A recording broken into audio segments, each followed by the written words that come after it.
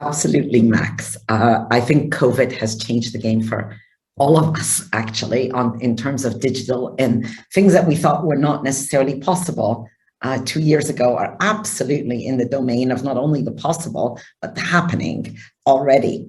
So let me just share two or three things that are really exciting me about that intersect between play and the digital space.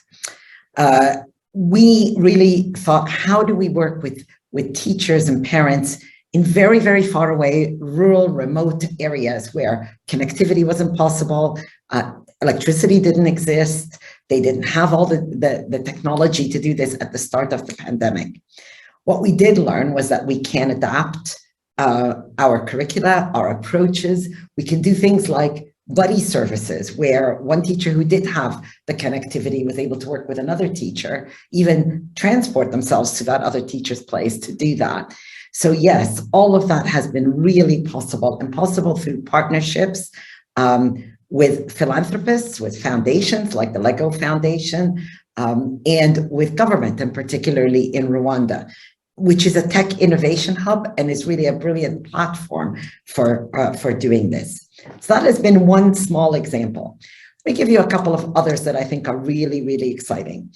One of them is around STEM subjects. That's science, technology, engineering, mathematics subjects. And those subjects are really drivers of economic growth in a country. And we know that a lot of countries in the global south are now looking at how do they get that computational thinking, that capability into their systems.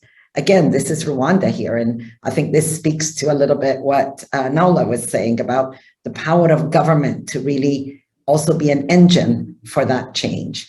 The Rwandan government has the vision of how to really integrate technology into primary education.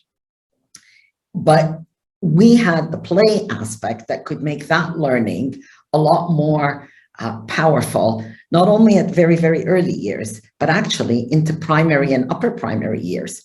Even adults love to play. Play changes the way we learn. And we have learned that from children themselves.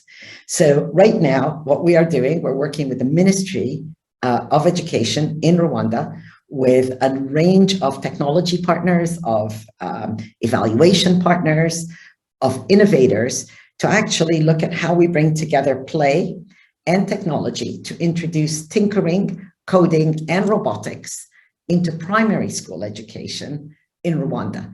That's another example. And the third one, I'll focus on Rwanda for this particular, but that doesn't mean we're not doing it in other places like Ghana. We've just started a partnership in Sierra Leone where we are also looking at play in primary schools, and we'll be looking at technology.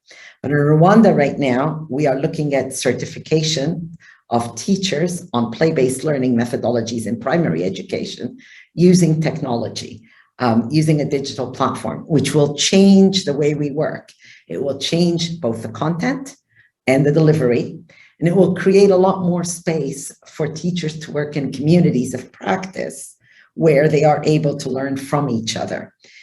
I think where investors and philanthropists can really support this is both in terms of supporting us in the innovation spaces and supporting the multiplier effects around this. This is often, it needs seed funding. And as Naula has said, government will grow that. It will take time, but bringing both know-how and experience from the private sector, as well as the financial resources to support that innovation in places that can take it to scale. So those are examples I'd like to share.